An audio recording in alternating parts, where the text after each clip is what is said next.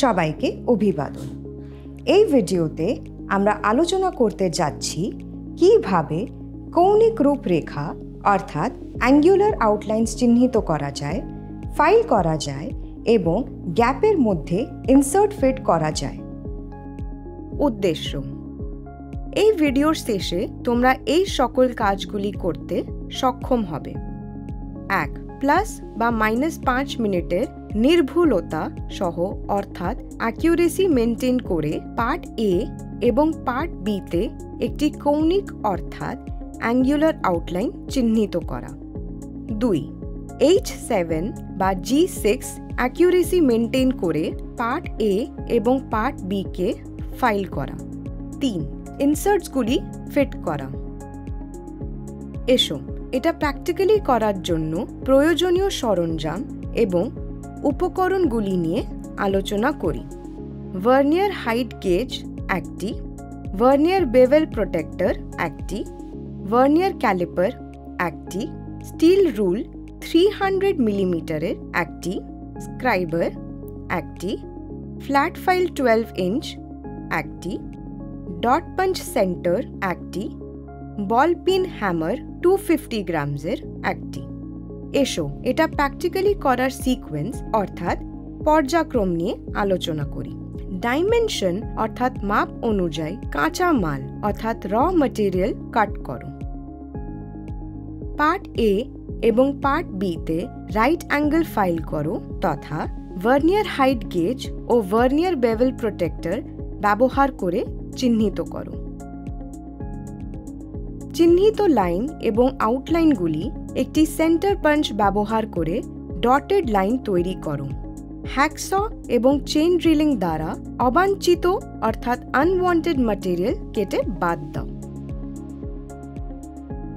Part এ এবং part B কে লাইনের accuracy plus বা -0.02 মিলিমিটার এবং অ্যাঙ্গুলার অ্যাকিউরেসি প্লাস বা -5 মিনিট মেনটেন করে ফাইল করো।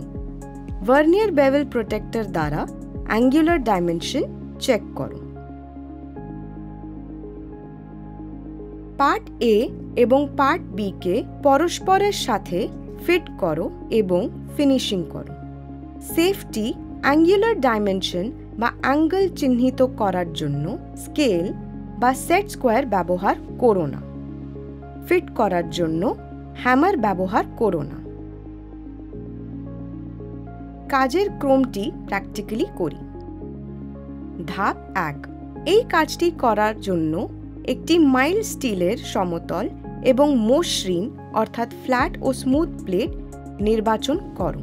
এছাড়া নিশ্চিত করো যেন এমএস ফ্ল্যাট প্লেটটির থিকনেস 5 মিলিমিটার এবং উইডথ 50 মিলিমিটার হয়। ধাপ 2. এমএস ফ্ল্যাট প্লেটটি ওয়ার্কবেঞ্চের ওপর রাখো এবং একটি ট্রাই স্কোয়ারের সাহায্যে প্লেটটির বাইরের দিক স্ট্রেট লাইন অর্থাৎ সোজা আছে কিনা তা চেক করো। যদি প্লেটের বাইরের দিকটি সোজা না থাকে তবে একটি স্ক্রাইবার দিয়ে একটি সোজা লাইন চিহ্নিত করো।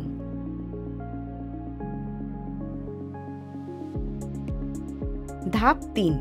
ভার্নিয়ার স্কেল ব্যবহার করে ফ্ল্যাট প্লেটটিতে 72 মিলিমিটার দৈর্ঘ্য অর্থাৎ লেন্থ পরিমাপ করো এবং যতক্ষণ পর্যন্ত লাইনটি পরিষ্কারভাবে দেখা না যায় ততক্ষণ পর্যন্ত ভালো করে স্ক্রাইবার দিয়ে লাইনটি আঁকো।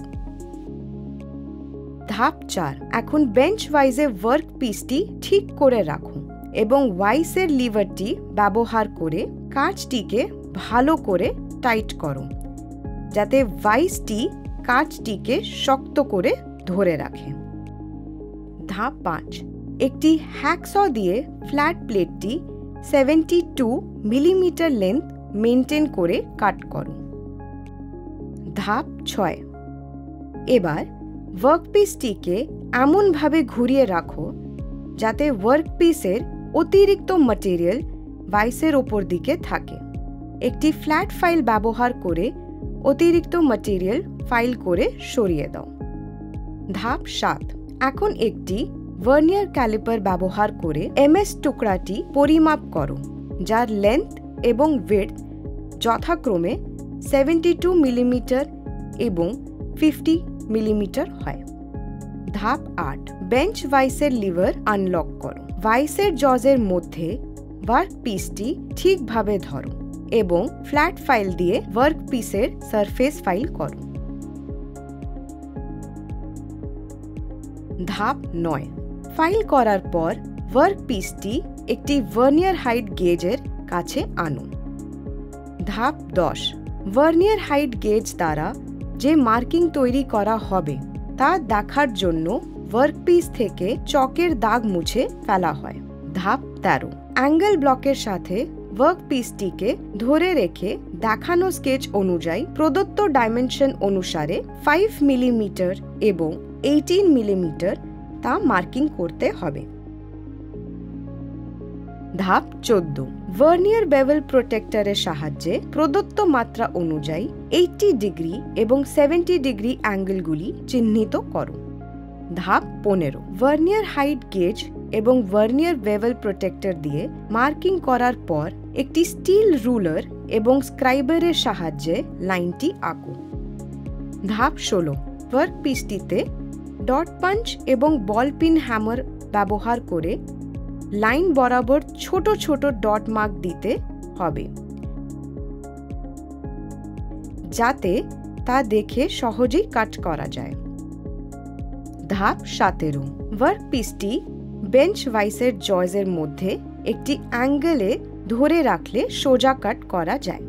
ধাপ 18, হ্যাকস দিয়ে কাটিং করার সময় লক্ষ্য রাখো যাতে পাঞ্চ মার্কের বাইরে কাটিং না করা হয়। ধাপ 19, কাটিং করার পর তোমার কাছে কাজের দুটি টুকরো থাকবে, পার্ট এ এবং পার্ট বি। ধাপ 20, কাজের টুকরোগুলি বেঞ্চ ভাইসের জজের মধ্যে ধরে ফাইল করে স্মুথ করো। ধাপ 21, পার্ট এ এবং পার্ট বি উভয়কে ফাইল করে শেষ করো। ধাপ 22, পার্ট এ এবং পার্ট বি কে এক জায়গায় রেখে অ্যালাইনমেন্ট চেক করো। একটি ভার্নিয়ার ক্যালিপার দিয়ে পার্ট এ এবং পার্ট বি এর প্রতিটি শেপের ডাইমেনশন মেজার করো এবং অ্যাকুরেসি চেক করো। একটি ভার্নিয়ার বেভেল প্রোটেক্টর নিয়ে অ্যাঙ্গেলের অ্যাকুরেসি মেজার করো যা স্কেচ অনুযায়ী 70 ডিগ্রি এবং 80 ডিগ্রি হবে।